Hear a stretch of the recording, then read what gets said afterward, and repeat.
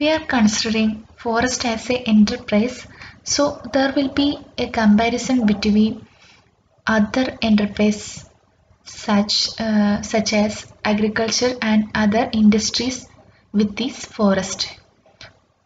So we can just correlate the forest management with this agricultural and industry management.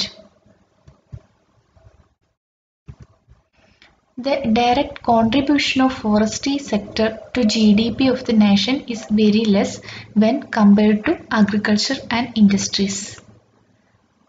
പ്രധാനപ്പെട്ട രണ്ട് enterprise ആണ് അല്ലെങ്കിൽ sectors ആണ് agriculture and industry GDP provide ചെയ്യുന്നതിൽ.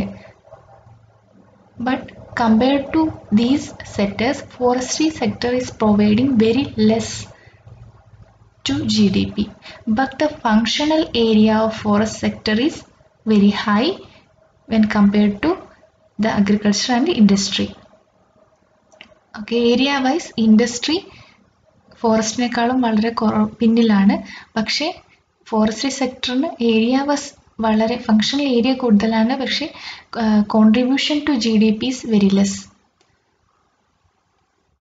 But the actual contribution is high and forest sector provides good to other sectors and also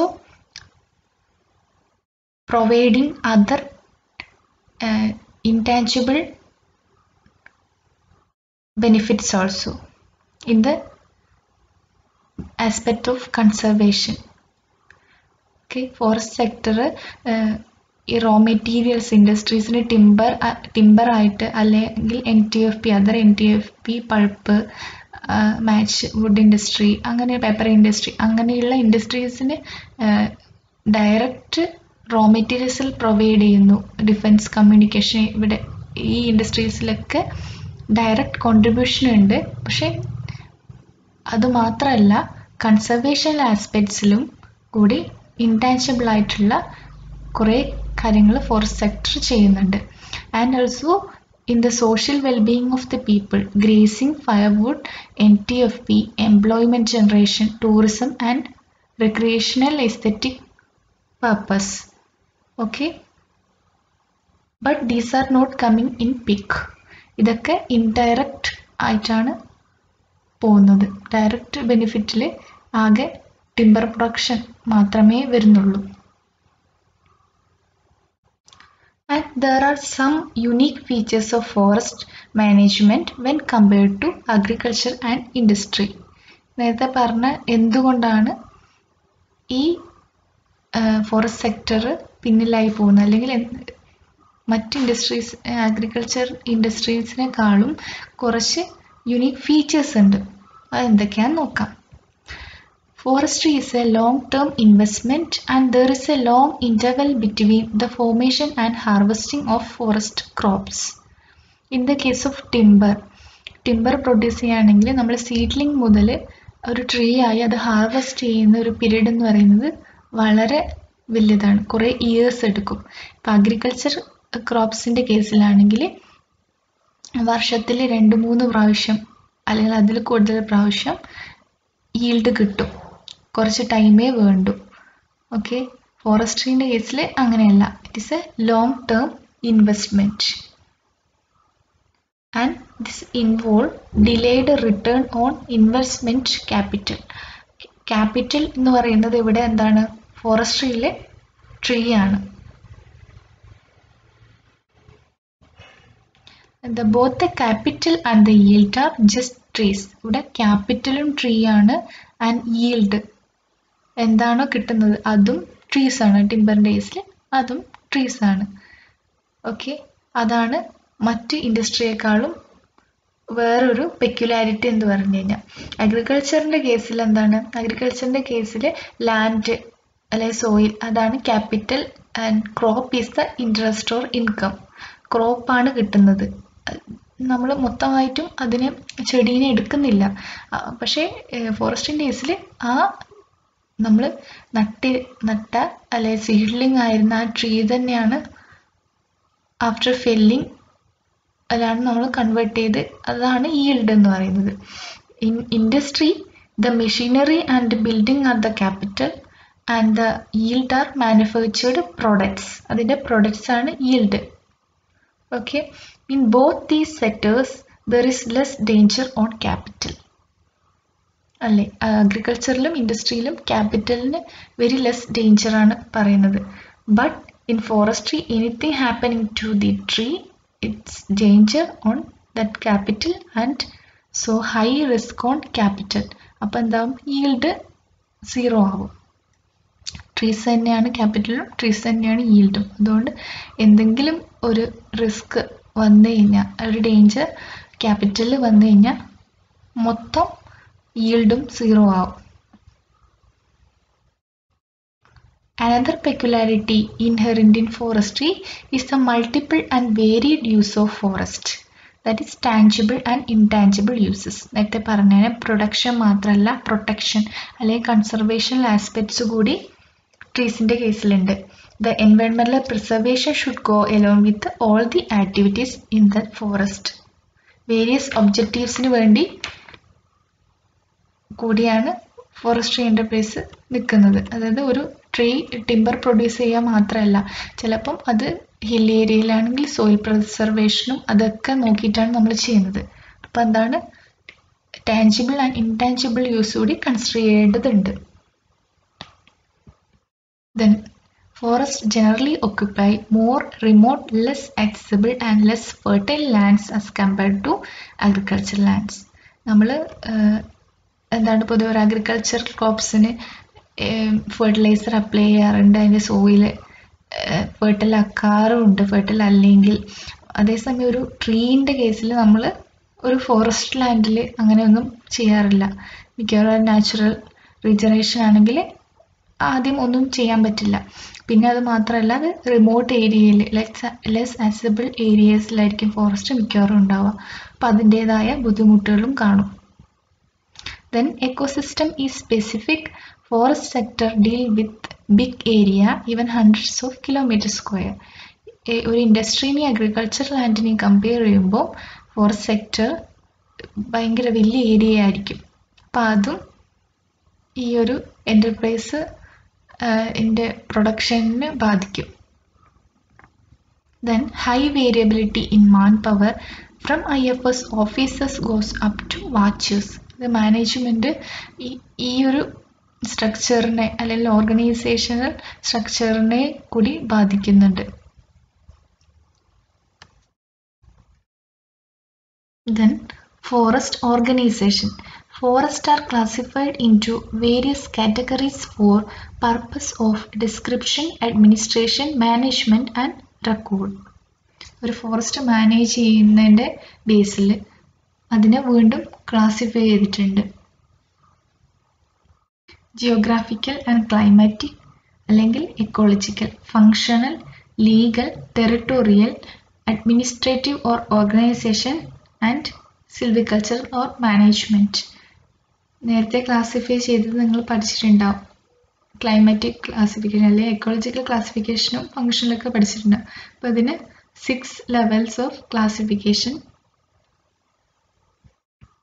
The first one, ecological classification. Champion and Seth 1935 5 major groups ആയി classify ചെയ്തിട്ടുണ്ട്. Tropical forest, mountain subtropical forest, mountains temperate, subalpine and alpine scrub. ഇതിനെ വീണ്ടും 16 type groups ആയി divide ചെയ്തിട്ടുണ്ട്.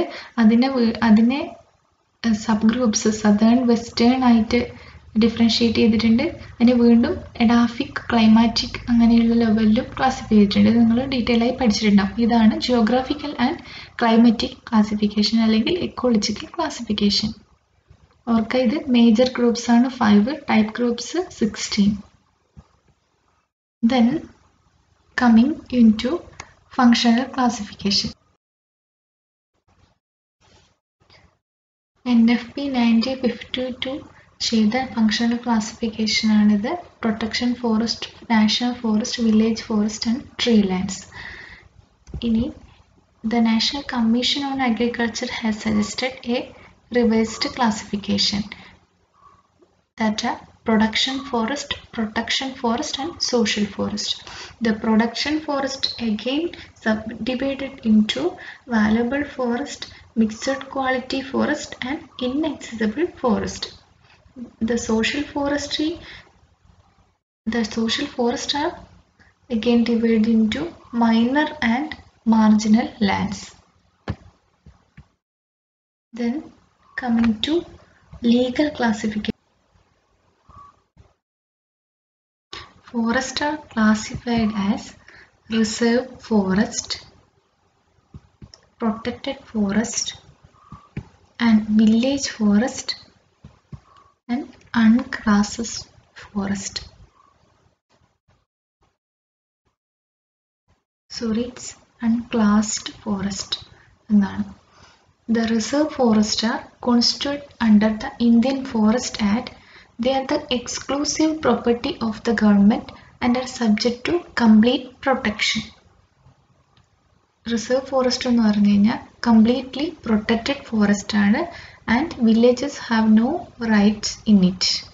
Okay, but sometimes entries are granted to collect dry and fallen firewood in consideration of their cooperation in forest protection. Complete ആയിട്ടും conserved ആയിട്ടുള്ള forest ആണ് reserve forest.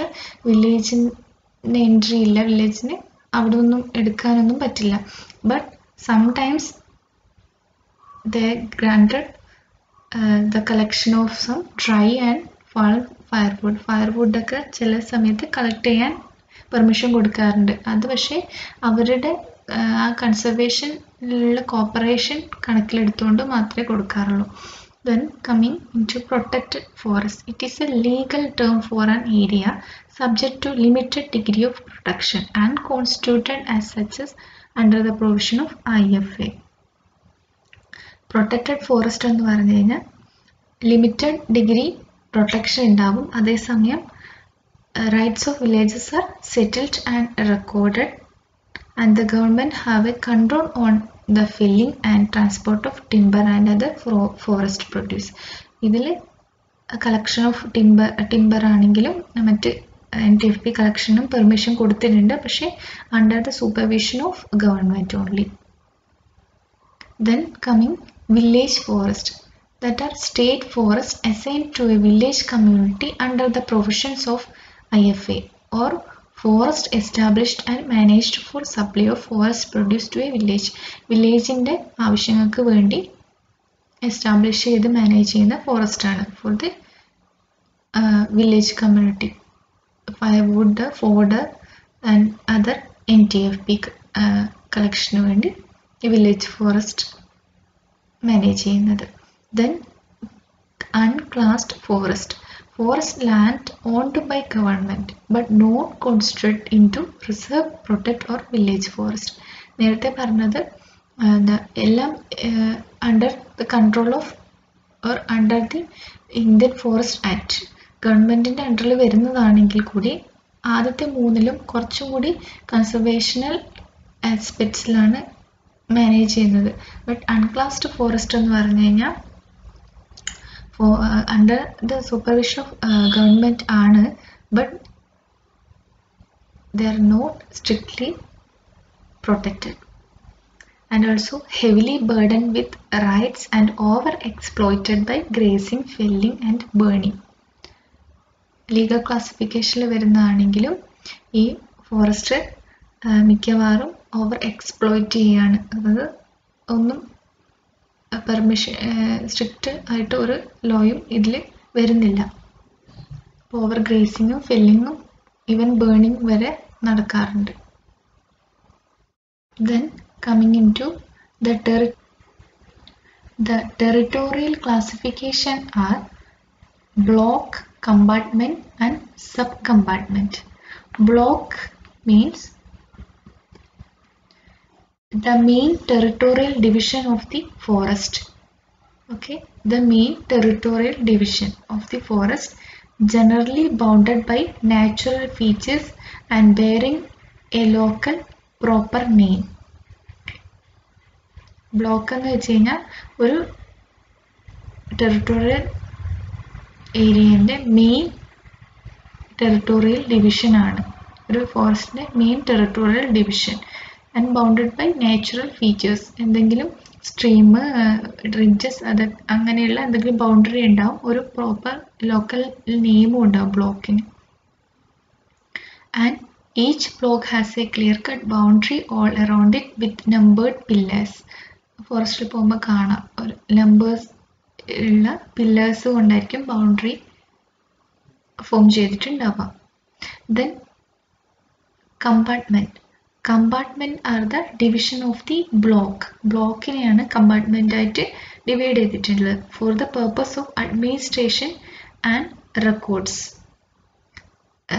Proper അഡ്മിനിസ്ട്രേഷന് വേണ്ടിയിട്ട് അല്ലെങ്കിൽ ആ ഒരു റെക്കോർഡിന് വേണ്ടിയിട്ടാണ് ഈ ബ്ലോക്കിനെ കമ്പാർട്ട്മെൻ്റായിട്ട് ഡിവൈഡ് ചെയ്തിട്ടുള്ളത്. That is the smallest permanent working plan unit of management. Permanent ആയിട്ടുള്ള സ്മോളസ്റ്റ് യൂണിറ്റാണ് മാനേജ്മെൻറ്റിൻ്റെ. Then boundaries are ridge, stream, fire lines, extra and are mark in the map. And size of a compartment depend on the intensity of management. ഇത് പറഞ്ഞു administration കുറച്ചുകൂടി easier ആക്കാൻ വേണ്ടിയിട്ടാണ് ഈ ബ്ലോക്കിനെ compartment ആയിട്ട് ഡിവൈഡ് ചെയ്തിട്ടുള്ളത്.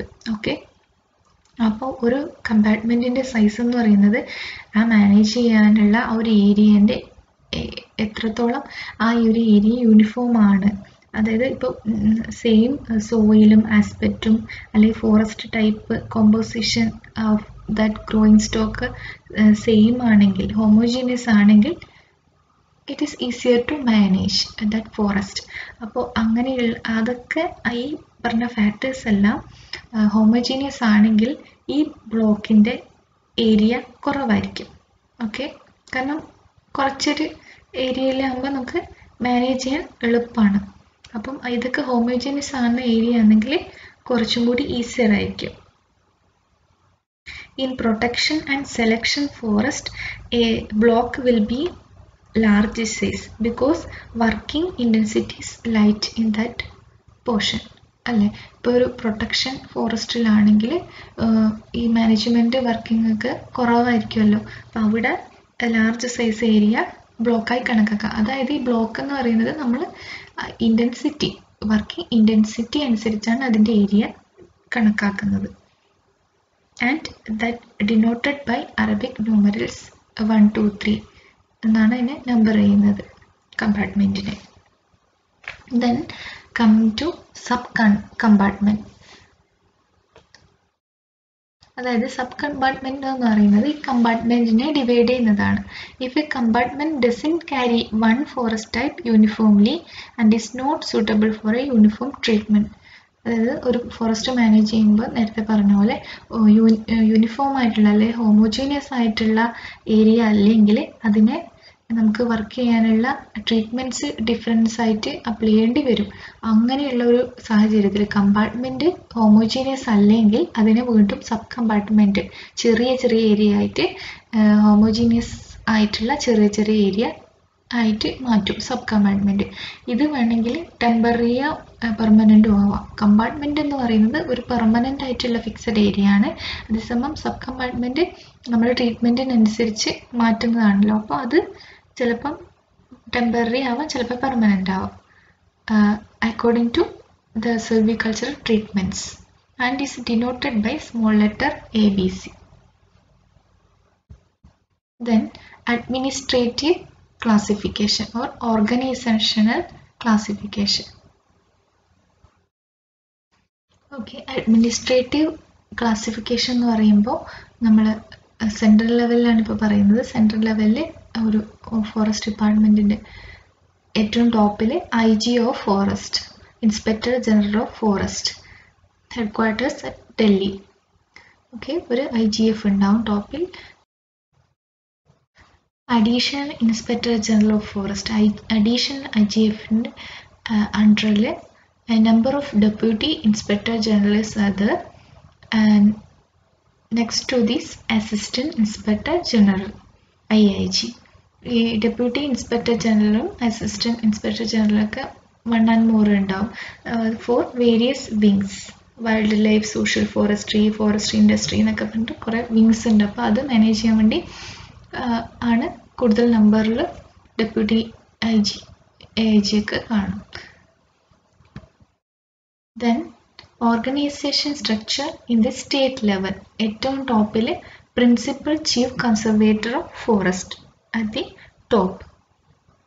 Under the head of these forest department are divided into number of circles, each under a conservator of forest. Okay, circle ഏറ്റവും മുകളിലുള്ള ആള് conservator of forest, CF. And there is territorial as well as functional circles. A circle is divided into a number of divisions and each under the charge of a divisional forest officer, or also called district forest officer, DFO, who is generally at the grade of a deputy conservator. DCF ന്റെ rank ആയിരിക്കും ഒരു DFO ഒക്കെ ഉണ്ടാവുക. Okay, സർക്കിളിൻ്റെ അണ്ടറിൽ division. Circle പോലെ തന്നെ ഡിവിഷനിലും ടെറിട്ടോറിയലും functional യൂണിറ്റും ഉണ്ടാവും. സിൽവികൾച്ചർ, സോയിൽ കൺസർവേഷൻ, അങ്ങനെ കുറേ യൂണിറ്റ്സ് ഉണ്ട്. ഈ ഹയർ പോസ്റ്റിലേക്ക് പ്രൊമോഷൻ വഴിയാണ് കിട്ടുക. ഇപ്പോൾ റേഞ്ച് ഓഫീസർ എന്ന പ്രൊമോഷൻ, DFO, അത് വീണ്ടും കൺസർവേറ്റർ, പിന്നെ PCCF, അങ്ങനെ. And each division is divided into number of range. ഈ ഡിവിഷനെ വീണ്ടും റേഞ്ച് ആയിട്ട് ഡിവൈഡ് ചെയ്തിട്ടുണ്ട്. റേഞ്ചിൽ റേഞ്ച് ഫോറസ്റ്റ് ഓഫീസർ അല്ലെങ്കിൽ റേഞ്ച് ഓഫീസർ, RFO എന്ന് പറയും, ഏറ്റവും ടോപ്പിലാണ്. And range then divided into sub range, section or block. റേഞ്ചിനെ ഡിവൈഡ് ചെയ്തിരിക്കുന്ന സെക്ഷൻ, ബ്ലോക്ക് അല്ലെങ്കിൽ സബ് റേഞ്ച്, അതിൻ്റെ ആള് ഫോറസ്റ്റർ എന്ന് പറയും. And then beat is the smallest unit and is the foundation of India forest administration. ഏറ്റവും താഴത്തെ level beat, and is under the charge of forest guard or forest beat officer എന്ന് പറയും. Next is silvicultural classification or management classification. From the point of view of silvicultural management, forests are classified into working circles, felling series, cutting section, copse and periodic blocks. And first one, what is working circle? It is a forest organized with a particular object and subject to one and the same silvicultural system and the same set of working plan prescription. A working circle is a large area of a forest division. Okay, working circle എന്ന് പറയുന്നത് ഒരു forest ഡിവിഷൻ്റെ വലിയൊരു area ആയിരിക്കും. And it will be heterogeneous in site conditions, crop composition ഒക്കെ ചിലപ്പം different ആയിരിക്കും, വലിയ area ആയതുകൊണ്ട്. And so different silvicultural treatments have to be given in different part of a working circle ആയിരിക്കും. അതായത് ഒരു മാനേജ്മെൻറ്റ്, silvicultural മാനേജ്മെൻറ്റിന് വേണ്ടിയിട്ടുള്ള ഒരു വലിയൊരു area. And felling series are a self-contained unit of management with a separate calculation of yield and a separate series of silvicultural operation. നേരത്തെ പറഞ്ഞു working circle എന്ന് പറയുന്നത് ഹെട്രോജീനിയസ് ആയിരിക്കാം, വലിയൊരു ഏരിയ ആയിരിക്കാം. അപ്പോൾ ഇതിനെ ഡിവൈഡ് ചെയ്യും, ഫെല്ലിംഗ് സീരീസ് ആയി ഡിവൈഡ് ചെയ്യും. ആൻഡ് ഈ ഡിഫറെൻ്റ് ഏരിയ എഫക്റ്റീവായിട്ട് ആ ഒരു വർക്കിനെ സിൽവികൾച്ചറൽ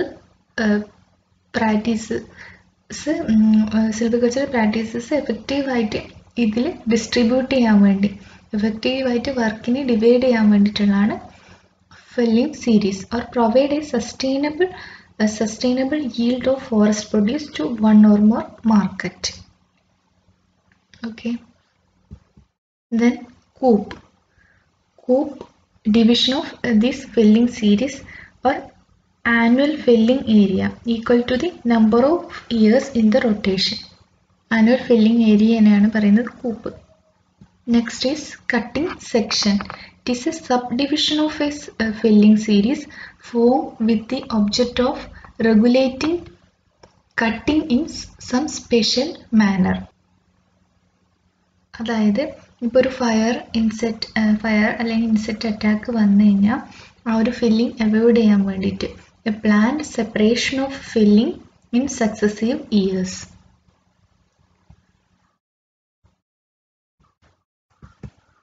The last one, periodic block or PB. The part or parts of forest set aside to be regenerated or otherwise treated during a specific period. അതായത് ഫോറസ്റ്റിൻ്റെ ഇതിൻ്റെയൊക്കെ ഒരു പാർട്ട് റീജനറേഷൻ നടക്കാനുള്ള അല്ലെങ്കിൽ ട്രീറ്റ്മെൻറ്റ് വരെ ചെയ്യാനുള്ള ഒരു പാർട്ട് നമ്മൾ ഫില്ല് ചെയ്ത് മാറ്റി വെക്കുന്ന ഒരു പാർട്ടിനെയാണ് ഒരു ബ്ലോക്കിനെയാണ് പീരിയോഡിക് ബ്ലോക്ക് എന്ന് പറയുന്നത്. Under regular shelterwood system of natural regeneration age class take the place of age gradation and periodic blocks take place of annual coupes. ആ ഒരു ഏരിയ അതായത് ഈ ഷെൽട്ടർവുഡ് സിസ്റ്റംസ് അല്ലെങ്കിൽ യൂണിഫോം സിസ്റ്റത്തിലൊക്കെ നാച്ചുറൽ റീജനറേഷൻ നടക്കേണ്ട area അതിൽ ഏജ് ക്ലാസ് അതിലെ age gradations വളരെ ലെസ് ആയിരിക്കും, ഡിഫറൻസ് ഉള്ള ഏജ് ഗ്രഡേഷൻസ് കുറവായിരിക്കും. അപ്പോൾ ഒരു യൂണിഫോം ആയിട്ടുള്ള നാച്ചുറൽ റീജനറേഷൻ നടക്കേണ്ട area set aside to be regenerated or otherwise treated during A specific period. ഇതാണ് പീരിയോഡിക്